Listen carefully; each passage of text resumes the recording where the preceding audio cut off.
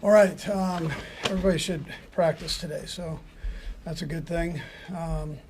Look forward to the challenge of playing the Broncos.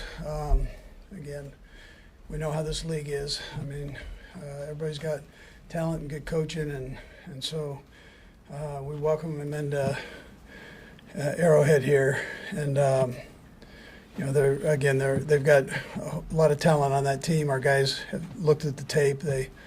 They understand that, and Sean is a heck of a football coach, which we all know, and he's got two coordinators I think are tremendous in Lance and Joe. So a lot of coaching experience and then a lot of playing experience there. And so our guys have had a good day of preparation yesterday, and they'll have another day today that we can work on things. Again, it's a little bit of a cram course when you work on Thursday night, but the guys have been real good about it and have spent a lot of time up to this point on the game plan. So with that time period. Travis then came through okay the past couple of days. Yeah, he's done well. You know, he's got quite a little bit of treatment on it, and so he's feeling a little bit better, which is good. Yeah. On that subject, are you tempted, since it's a short turnaround, do you treat it a little bit different and more precaution? I'm gonna just see the how he moves around, how he feels. He's been he's always been honest with me on things like that. So we'll just see how he does. But he's doing okay out there today. So we'll see where it goes from. Does it help with a game that's so short that you have an opponent that you're pretty familiar with in Denver? Does that help, or is there just things that you've tried over the years of doing these Thursday night games? Yeah, well, we know their personnel. It's but the scheme is different, just with the coaching change. But they're I don't know if it helps or hurts. I don't know. I'll tell you after the game. But I know when we play them, it's always close and a good hard fought game. So I'm expecting that. Andy, do you even mention to the team to ignore the winning streak, or it just doesn't come up? Yeah, I don't talk about it. I mean, doesn't matter, right now. It's just, that doesn't count for Thursday, right? So, And they know that so well, you don't even have to. yeah, I don't even talk about it. And Coach, why have you guys been so successful over the past few years? Yeah, well, they've had some change there, so this is a whole new crew, and they've, like I said, they've been close. Most of them have been very close games, and so we you just got to throw the record aside and you go play, and that's kind of the way this the AFC West is. It's we all battle each other. Andy, how much game planning can you do with just one 4-day of practice? I know you have walkthroughs, but just one day on the field. Yeah, well, we went out there yesterday and walked around, did that part. But we can do, decent amount. The guys, we banked enough during training camp and OTAs. It's kind of a refresher from there. So. Coach, you're always a league-first guy. Just from a league perspective, are you a fan generally of Thursday night games? Is there any kind of benefit to it? Yeah, I'm a fan like today because we've got the game plan in. So getting it to that point is tough. It takes quite a few hours. But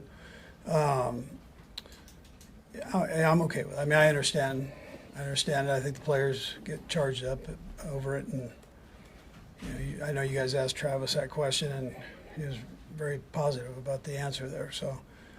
My main concern goes with the players and just see how they feel. And as coaches, we're not getting beat up, out there, so we can push ourselves through it. Do you ever feel like your players are as prepared for a Thursday night game as they would be for a regular Sunday game?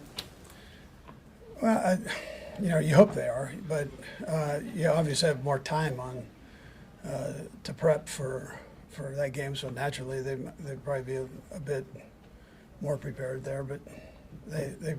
I know they bust their tail to make sure they have the game plan down.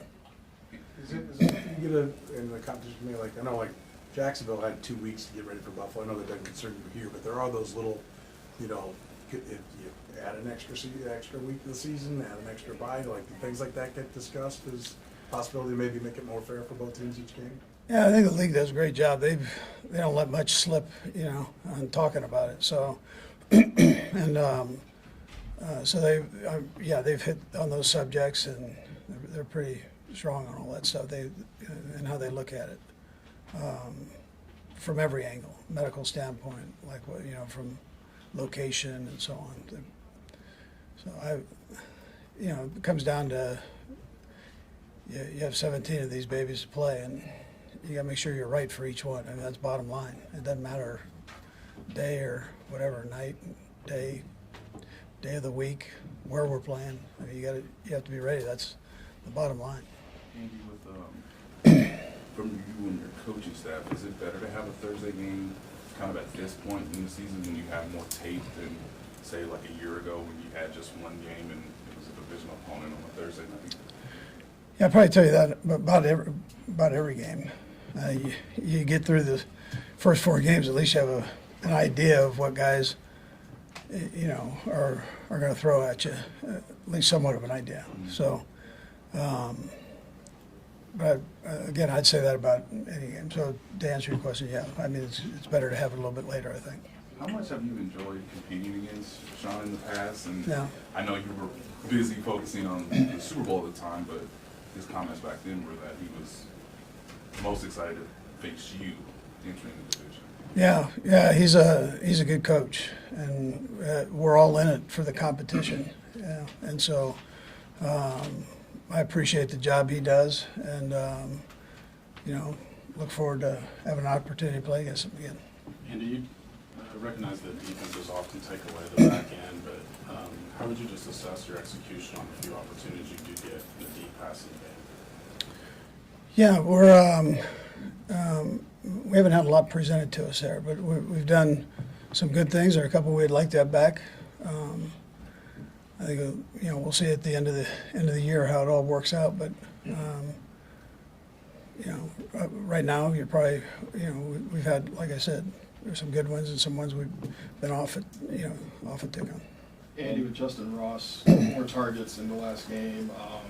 Where do you see him going forward with this offense? It seems like you're trying to get him more. Patrick Mahomes, you mentioned try to fire it to him.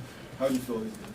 Yeah, I think he's getting better. I mean, the young guys seem to be getting better every day. They have a chance, and so it's just a matter of experience. And there's one way of getting that, and that's getting tossed in there and seeing how you do. So he's had a couple of real nice ones, and he's had a couple he'd like to have back, but hopefully grows from that and keeps it progressing like he has been.